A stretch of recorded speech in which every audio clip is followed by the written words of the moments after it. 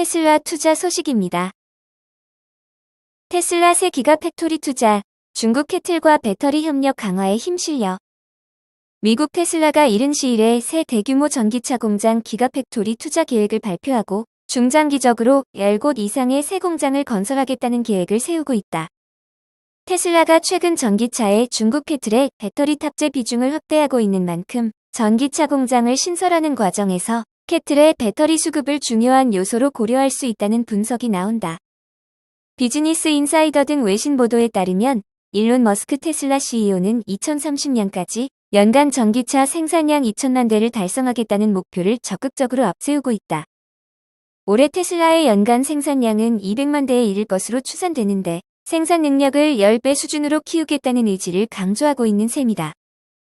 머스크는 최근 연례 투자 자행사에서 이런 계획을 밝히며 목표 달성을 위해 앞으로 10에서 12곳에 이르는 새 기가팩토리 공장을 세우는 방안을 검토하고 있다고 밝혔다. 그는 올해 말까지 새 기가팩토리 공장 한 곳의 위치를 확정해 공개하겠다는 계획도 제시했다. 전기차 전문 매체 일렉트랙에 따르면 테슬라는 현재 미국과 캐나다, 멕시코 가운데 한 국가에서 새 공장 후보지를 결정한다는 목표를 두고 검토 작업을 진행하고 있다. 미국 텍사스와 독일 베를린 기가팩토리 공장 가동이 올해 시작됐지만 해당 공장에서 생산량을 대폭 확대하기 어려울 것이라는 판단에 따라 새 공장 설립에 속도를 내는 것이다. 머스크는 최근 한 언론 인터뷰를 통해 텍사스와 독일 공장을 돈을 태우는 용광로라고 표현하며 해당 공장에서 투자 대비 성과가 만족스럽지 않다는 점을 시사했다. 올해 가동을 시작한 테슬라 공장의 생산 확대의 가장 큰 걸림돌은 배터리로 꼽힌다. 전기차 배터리 핵심 소재 공급망 차질에 따른 품귀 현상 및 가격 상승으로 수급이 원활하지 않기 때문이다. 결국 테슬라가 새 기가팩토리 공장을 투자할 때 안정적 배터리 수급망을 가장 중요하게 고려해 공장 규모와 부지를 선정하게 될 것이라는 전망이 나온다. 이런 상황에서 중국 캐틀과 테슬라 사이 협력 강화 가능성이 떠오르고 있다. 테슬라가 새 북미 전기차 공장 투자 계획을 조율하고 있다는 점을 볼 때 캐틀과 배터리 공급망 협력을 강화하려는 목적을 두고 있다는 분석도 나온다. 블룸버그와 로이터 등 주요 외신에 따르면 캐틀은 현재 미국과 멕시코 등 지역에 모두 50억 달러를 들이는 대규모 미주 배터리 공장 신설 계획을 추진하고 있다. 머스크가 새 기가팩토리 투자 부지를 연말까지 확정하기로 한 점도 캐틀의 새 공장 부지를 고려해 미와 인접한 지역을 선택하기 위한 목적이라는 관측도 힘을 얻고 있다. 캐틀은 이르면 9월 중 미주 배터리 공장 투자 계획을 확정해 발표할 것으로 전해졌다. 테슬라와 캐틀의 협력은 두 회사의 윈윈 관계로 이어질 수 있다. 테슬라는 저렴한 가격에 대량의 배터리를, 캐틀은 해외 주요 고객사 확보를 위한 브랜드 가치 상승을 목표로 하기 때문이다.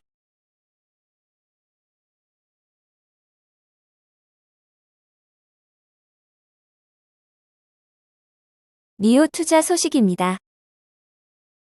중전기차 업체 니오 자본금 1억 달러 규모 스마트폰 자회사 설립.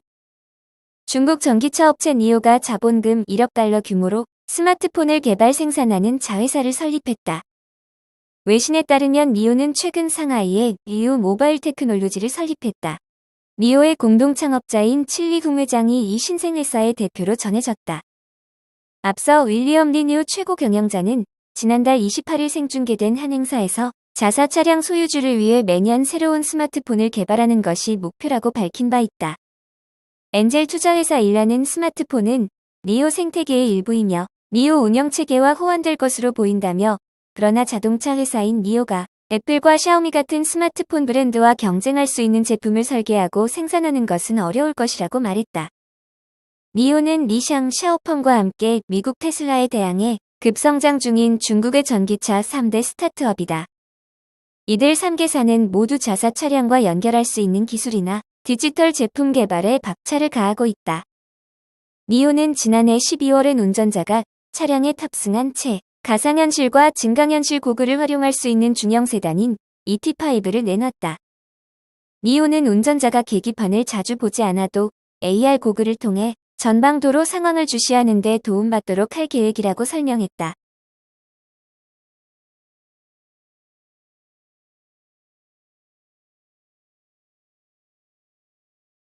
애플 투자 소식입니다. 애플 타일 중국 본격 궤도. 아이폰 14 최초로 중국 인도 동시 생산. 애플이 중국 의존도 줄이기에 속도를 낸다.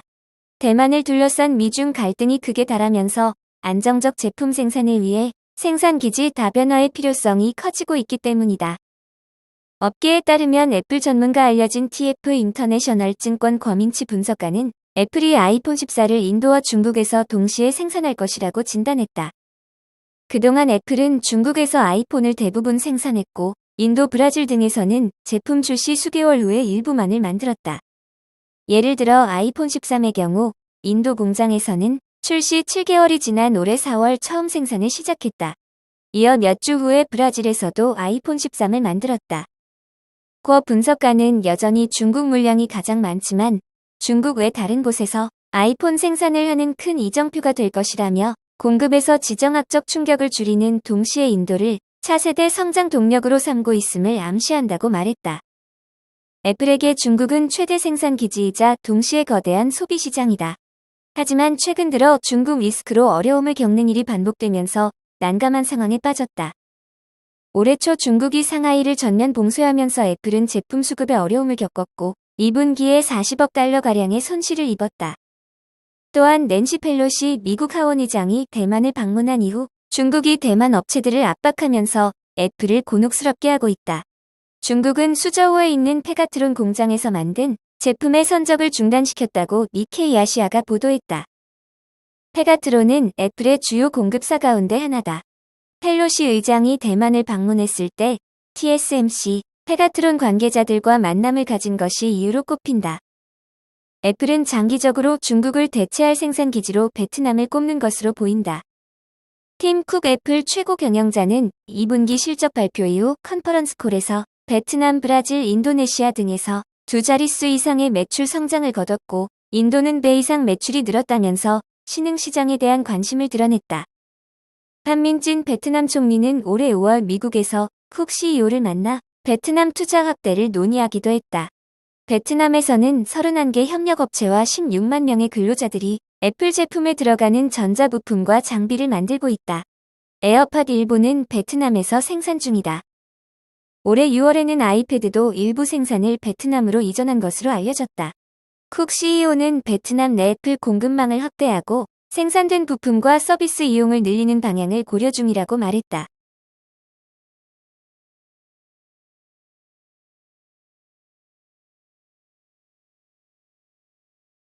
TSMC 투자 소식입니다. TSMC 인텔 탓에 3나노 양산 지연? 삼성에 호재되나? 파운드리 업계 1위 대만의 TSMC가 개발 중인 3나노미터 공정의 첫 고객으로 알려진 미국의 인텔이 신제품 생산을 내년으로 미루기로 하면서 TSMC의 3나노 양산 계획이 차질을 피할 수 없게 됐다.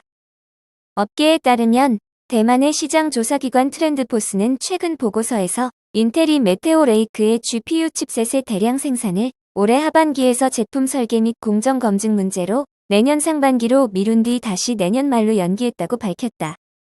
인텔은 당초 내년에 출시될 14세대 CPU 메테오 레이크를 여러 반도체 부품을 하나로 연결하는 구조로 설계하기로 하고 이 중 GPU 칩넷의 생산을 TSMC에 위탁했다. 트렌드포스는 최근 이 제품의 양산 일정이 내년 말로 미뤄지면서 엔지니어링 검증을 위한 최소한의 웨이퍼 수량만을 남기고 당초 내년으로 예약했던 3나노 생산 용량을 거의 완전히 취소했다고 전했다. 이로써 TSMC의 3나노 공정 반도체 양산은 내년 초가 아니라 내년 하반기로 미뤄지게 됐다. TSMC는 인텔 대신 애플의 맥북용 M 시리즈와 아이폰용 A 시리즈 반도체를 첫 3나노 제품으로 양산하게 될 전망이다. 지난해 12월 대만에서 TSMC 경영진을 만난 인텔의 헥겔싱어 최고 경영자는 3나노 반도체 양산 계약을 따내기 위해 거액의 선금을 약속한 것으로 알려졌다. TSMC는 이 계약에 따라 북부 바오산 공장의 라인을 증설할 예정이었지만 투자 계획에도 차질을 빚을 전망이다. 트렌드포스는 이에 따라 TSMC의 내년도 자본 지출 규모도 올해보다 줄어들 수 있다고 내다봤다. 트렌드포스는 TSMC는 생산 능력이 과도하게 유유 상태가 되지 않도록 생산 설비 확충 속도를 늦추기로 했다고 설명했다. 이와 관련해 대만 시장조사기관 이사야 리서치는 TSMC가 애초 내년 말까지 매월 1만 5천에서 2만 개의 3나노 반도체 웨이퍼를 사용할 계획이었지만 현재는 매월 5천에서 1만 개로 감소했다고 전했다. 다만 이사야 리서치는 5나노와 3나노 등 첨단 반도체 제조 공정에 들어가는 장비의 80%가량이 교체 가능하기 때문에 TSMC가 다른 고객의 반도체 생산을 위해 인류 장비를 활용할 수 있다는 점을 들어 TSMC의 실적에 대해 여전히 낙관적인 태도를 보였다고 외신은 전했다.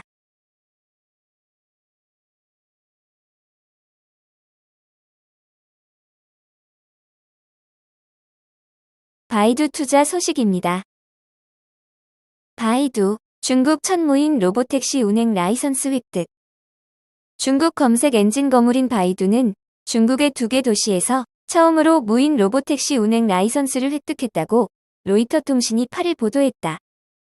중국 충칭과 우한 정부는 바이두의 무인 로보택시를 운영할 수 있는 허가증을 발급했고, 허가받은 후에 바이두의 사업용 로보택시는 운전기사 없는 상태에서 대중들의 승차 서비스를 제공할 수 있게 됐다.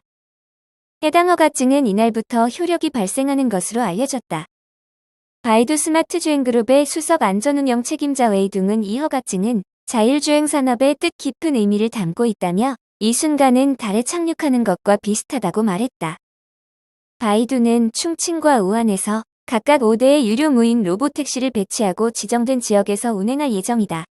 로보택시 서비스가 충칭에서의 운영시간은 오전 9시부터 오후 5시까지이며 우한에서의 운영시간은 오후 4시 30분까지다. 바이두 무인 로보택시의 운행지역은 칭충 융천구와 우한 경제기술개발구이며 두 지역의 총 면적은 각각 30제곱킬로미터와 13제곱킬로미터다. 무인 로보택시 운행지역에서 배치할 차량은 바이두가 새로 개발한 전기 SUV인 아폴로 문으로 알려졌고 해당 차량의 판매 가격은 7만 $1,000다. 충칭과 무안 외에 바이두는 베이징, 상하이와 선전 등 지역에서도 무인 로보택시를 운행할 계획이다.